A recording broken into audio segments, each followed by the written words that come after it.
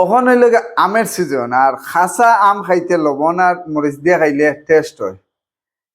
তে একইভাবে যদি সরকারি কোনো খাম কাজও যদি পাবলিকে যদি আগে পিছের দিকে না খুঁজায়, তে তারা কাজই হয় না। ব্যাপারটা হয়েছে গিয়া, আমরা যেটা ময়না বাইপাসও যেটা দীর্ঘদিন থেকে এত বড় বড় গর্ত, জল যাওয়ার ব্যবস্থা নাই। আর আজ বিগত দিনে বেশ কয়েকজন সোশ্যাল মিডিয়া যারা কাজ করেন এবং সাংবাদিক সবাই এই ড্রেনের লেগে, এই জায়গাটার লেগে, সংস্কারের লেগে মাত কথা মারছিল। খালি আমি না, আমি একলা কইলে হইতো না, এটার লেগে আমি প্রত্যেকের কথা কই, যে যেটা করবো এটারে আমি আর কি কমসে কম এটা উপস্থাপন করি আর কি।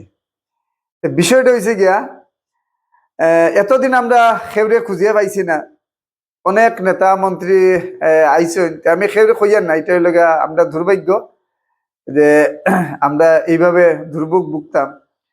যাই হোক, সপ্তাহ পরে আপনারা তো নিশ্চয়ই ভিডিওর মধ্যে দেখরা, সপ্তাহ পরে আমরা ভাগ্যবান যে এত বড় বড় গর্ত হয়েছে এবং গাড়ি চালকে আউটলাইন হইয়া গাড়ি বার করিয়া লইয়া যাওয়ার পরে বিভাগীয় কর্তৃপক্ষ এরা সজাগ হয়েছেন। কারণ আমের সিজনও আগে যে কোনো জিনিস আগে যে কোনো বলতে আম টাম এগুলা খাইতে হইলে লবণ এবং মরিচ দিয়ে খাইলে খুব টেস্ট লাগে। আর যদি পাবলিক এবং সোশ্যাল মিডিয়া যারা কাজ করেন বা সংবাদ কর্মীরা যদি পিছের দিকে যদি না খুঁচায়, তে কাজটা হয় না আর কি। যাই হোক, লবণের এবং মরিচের টেস্টে আর আমরা পিছের দিকে খুঁচানির পরিপ্রেক্ষিতে বিভাগীয় কর্তৃপক্ষ এরা কেন মাটির মধ্যে লামসন এবং সার্কুল অফিসারের হস্তক্ষেপে এই জায়গাটার মধ্যে মাপযোগ হইছে শুনছি। মাপযোগ হইয়া ড্রেনের সুব্যবস্থাটা করছে না, আজকে তারা জিসিবি দিয়া এই জায়গাটা পরিষ্কার করিয়া দিছে। যাই হোক, সপ্তাহ পরে পাবলিকের জয় এবং সোশ্যাল মিডিয়ার যারা কাজ করছে করে তারার জয়।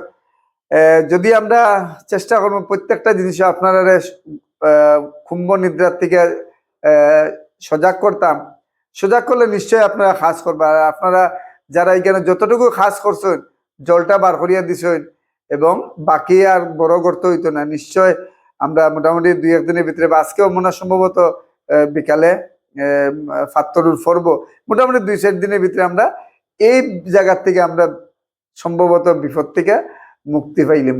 যাই হোক, সর্বাবস্থায় সপ্তাহ পরে পাবলিকের জয়, সংবাদকর্মীর জয়, আর সোশ্যাল মিডিয়া যারা কাজ করে তারার জয়। সপ্তাহ পরে ওই লোক ভালো কাজ যখন হইব সবে মিলিয়া, এইটাই ভালো। যাই হোক, আমার কথাবার্তার মধ্যে কোনো ভুল ত্রুটি এটা ক্ষমা দৃষ্টিতে নিবা। সবাই সুস্থ তখন, ভালো তখন, এটাই কামনা।